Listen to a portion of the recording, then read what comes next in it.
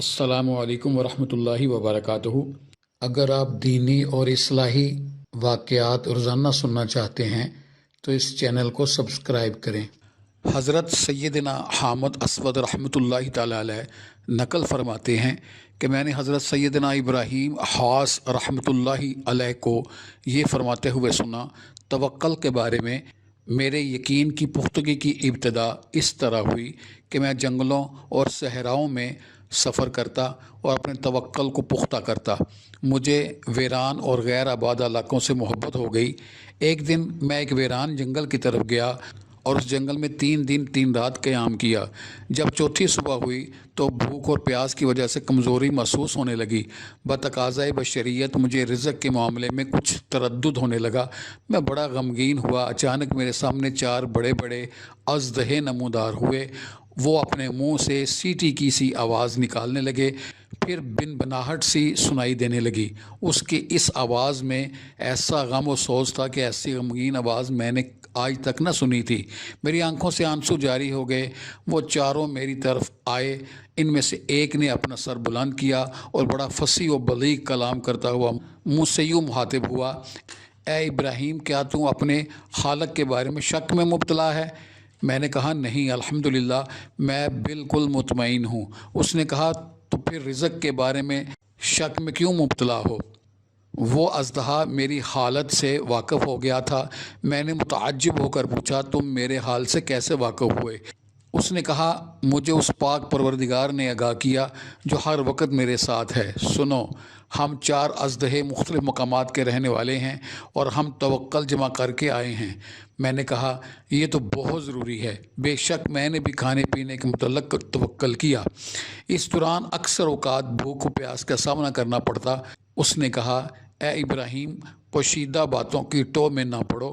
بے شک اللہ سبحانہ تعالیٰ کے کچھ ایسے بندے بھی ہوتے ہیں جنہیں اس کا ذکر سیراب کرتا ہے اور اس سے ان کی بھوک جاتی رہتی ہے، پھر وہ کسی ایسی چیز کی پرواہ نہیں کرتے جس کے ذریعے دوسرے لوگ اپنی زندگی گزارتے ہیں، اور ان لوگوں کے دلوں میں ایسی چیزوں کے متعلق کبھی پریشانی نہیں ہوتی جس کے نہ ملنے پر دوسروں کو پریشانی لاحق ہوتی ہے۔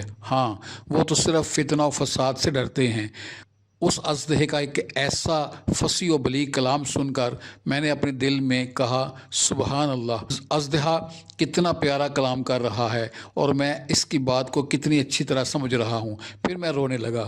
میں یہ باتیں سوچ ہی رہا تھا کہ وہ اژدہا پھر بولا اے ابراہیم، پوشیدہ باتوں کی ٹو میں نہ رہو۔ کیا تم اللہ کی مخلوق میں کسی کو حقیر سمجھتے ہو؟ بے شک مجھے قوت گویائی اس پاک پروردگار نے عطا فرمائی ہے جس نے تمہارے باپ آدم علیہ السلام کو مٹی سے پیدا فرمایا۔ تم میرے بولنے سے متعجب ہو رہے ہو، حالانکہ زیادہ تعجب کی بات تو یہ ہے کہ ہم ایک ایسی وادی سے تیرے پاس آئے ہیں جو یہاں سے 1 ماہ کی مسافت پر ہے۔ ہمیں ہمارے پاک پروردگار عز و جل نے یہاں بھیجا ہے۔ یہ سن کر میں بہت حیران ہوا اور اس اژدہے سے پوچھا کیا وجہ ہے کہ ان 4 اژدہوں میں سے صرف تم ہی کلام کر رہے ہو اور باقی سب خاموش ہیں؟ اس نے کہا اے ابو اسحاق رحمۃ اللہ تعالی علیہ، بے شک اللہ سبحانہ تعالیٰ اور اس کی مخلوق کے درمیان حجاب ہے۔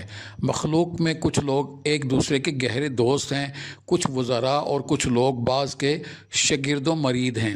ان 4 اژدہوں نے مجھے اپنا امیر مان لیا ہے اور اپنے آپ کو میرے حوالے کر دیا ہے۔ اب میں ہی ان کی نمائندگی اور رہبری کر رہا ہوں۔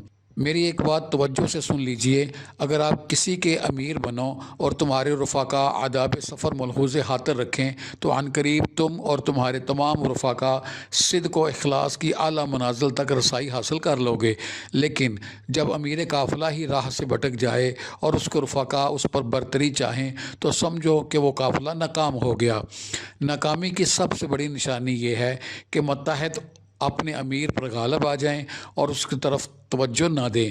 جب تم دیکھو کہ ماتحت اپنے امیر و نگران کے سامنے بڑی بے باکی سے بول رہا ہے اور امیر و نگران خوش ہے تو سمجھ لو کہ اب برکت اٹھا لی گئی ہے۔ حضرت سیدنا ابراہیم خواص رحمۃ اللہ تعالی علیہ فرماتے ہیں، اتنا کہنے کے بعد اچانک وہ چاروں اژدہے میری نظروں سے غائب ہو گئے۔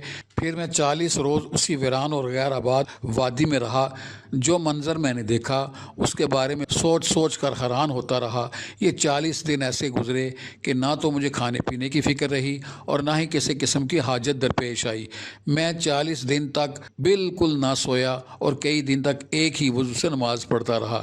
یہ وادی بہت زیادہ غیر آباد اور ویران تھی۔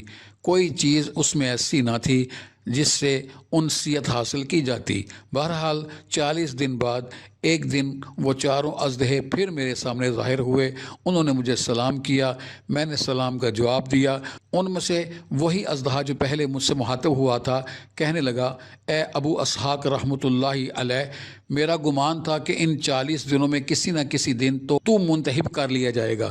میں نے اللہ سبحانہ وتعالیٰ کی بارگاہ میں دعا کی تھی کہ وہ تجھے صادقین کے بعض غذا کا ذائقہ چکھا دے، اور اب میں تیرا حال اللہ عز و جل کے حوالے کرتا ہوں۔ پھر اس اژدہے نے اپنے منہ سے نرگس کے کچھ پھول میری طرف پھینکے۔ میں نے انہیں اٹھا لیا۔ جب سامنے دیکھا تو وہ تمام اژدہے غائب ہو چکے تھے۔ میں ان کی جدائی میں بڑا غمگین ہوا۔ پھر 40 دن تک میں کیف و سرور کے عالم میں رہا تو مجھے بھوک لگی نہ پیاس، اور میرے جسم سے ایسی خوشبو آتی تھی جیسے میں نے پورے جسم پر عطر لگایا ہو۔ اسی طرح وہ پوری وادی خوشبو سے معطر اور معتبر رہی۔